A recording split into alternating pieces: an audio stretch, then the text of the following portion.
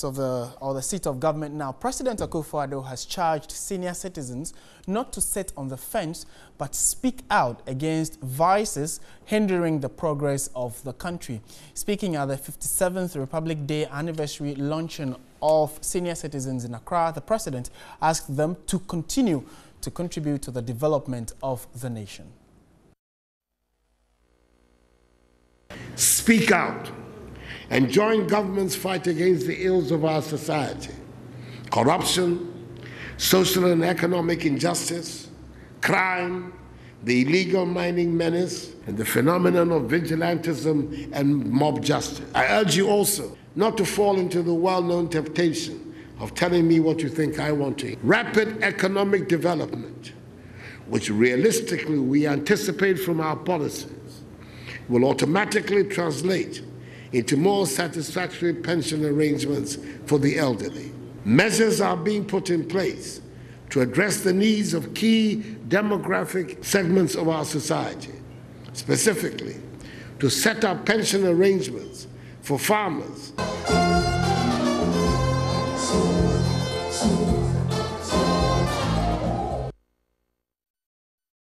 All right, so we're staying on that subject matter a while longer. This call by the president, some have said, is in the right direction, but how is he going to be taking the criticism if they come in flooding? And what should the president's stance be when some of these criticisms start coming in? We've been joined in studio by Adodo Kantamaklo. He is a senior citizen, and we'll be putting a few questions to him, whether or not they have relinquished their duty as the elderly who can put government, civil society, and almost everyone on their toes for the betterment of the country. And what else can we expect from them? Hello, sir. Thank you very much for joining us. It's a pleasure. To start with, the call by the president, what do you make of it? You think it's in the right direction for him to ask you and your colleagues to at least keep not just him, but government machinery on its toes? Yes, I think that the president is right. What we have been seeing is everybody jumping up and creating an atmosphere of criticisms without anything positive to offer to the people and the government, you know. So the president is very right. I for one, I see that the senior citizens have a role to play first in teaching and sustaining reading. We don't have the young reading, but in our time, we grew up with Reader's Digest. Yeah. And we are going to make it possible for all senior citizens to have access to Reader's Digest, read it to their grandchildren and children, and making sure that people really cultivate reading. Over the years, it seems as if presidents or government that come in would call on you to do more than just, you know, wait for assistance, you know, be vocal when it's necessary. Do you think they have accepted or taken the criticism well? I think, in my opinion, that we have all done well. You know, some may think that challenging and creating a disabling atmosphere is the way to go so that they can come in. But this democratic dispensation that we have, you know, starting with Victor Usu, may he rest in peace, and Jerry John Rawlings, and then creating this dispensation in '92, we had an election when one party lost, they withdrew. But luckily, we have Kojo Chikata, who kept faith with the PMP people, who also came in as minority parties and kept this democratic dispensation going. Right. 96, you know, I was frightened, but, well, we overcame that one as well, because everybody thought that to challenge Rawlings they wanted the vice president, sitting vice president, to become a running mate of my big brother, Kufo, you know. And when we overcame that, then we all supported Kufo coming in, because if we don't establish a duopoly, we will have a problem. Unfortunately, people tend to chase the other party out of office, and those are issues that could be addressed. Okay. Yeah. There's also this concern. What kind of criticism can be described as fair?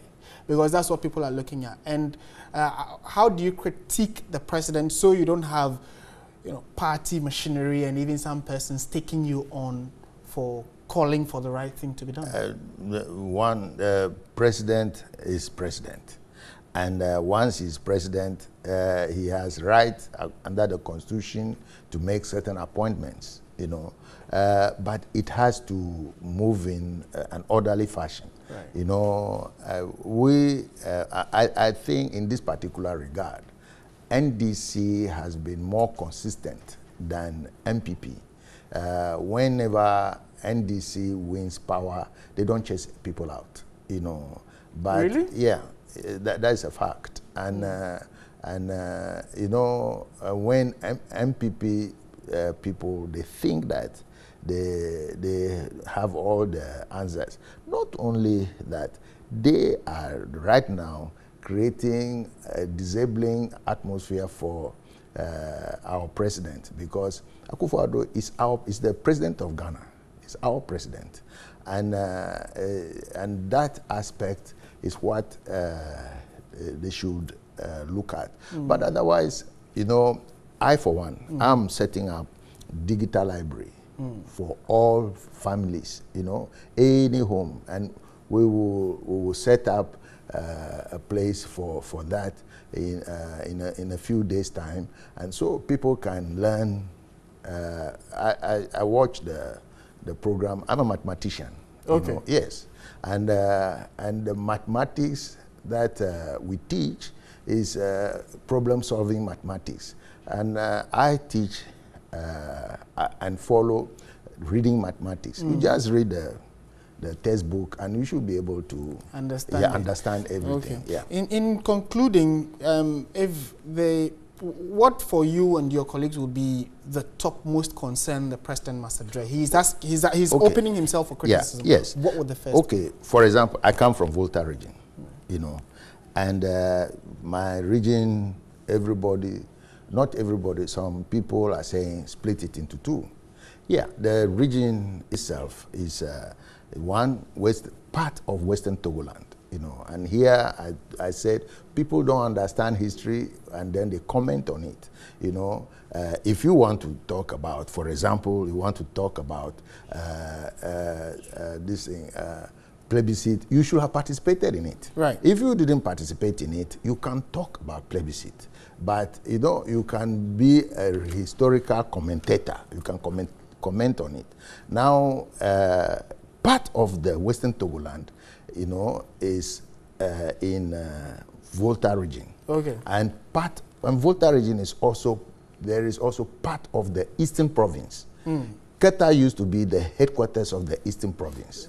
So for that particular subject, at least yes, so I support analysis should be done before you know, if decision. the president wants two regions, there's nothing I see this thing. Ho is the capital of Western Togoland region, and Angloga. You know, surprisingly, you see that every MP in Volta region has a district assembly, except the Anglo MP. That's one would have to. Yeah, so Angloga naturally becomes headquarters of the Southern Volta region. Yeah. Okay. Based upon Eastern Province, those who belong to Eastern Province. Side of the country. All right. And so we leave that. And the president wants people to learn French. I support that. I'm going to make sure Ghanaians learn French. because I regret not speaking myself. I'm supporting that call as well, Yes, because it's very important to very learn important. You are just here. You don't. Thank you very much. Okay. Adodo Kantamaklo is a senior citizen, and we're looking at the president's call for senior citizens to be a lot more proactive in critiquing fairly what they need to do to keep them on their toes. Thank you, and we'll be speaking to you certainly in the coming days. Yeah, okay.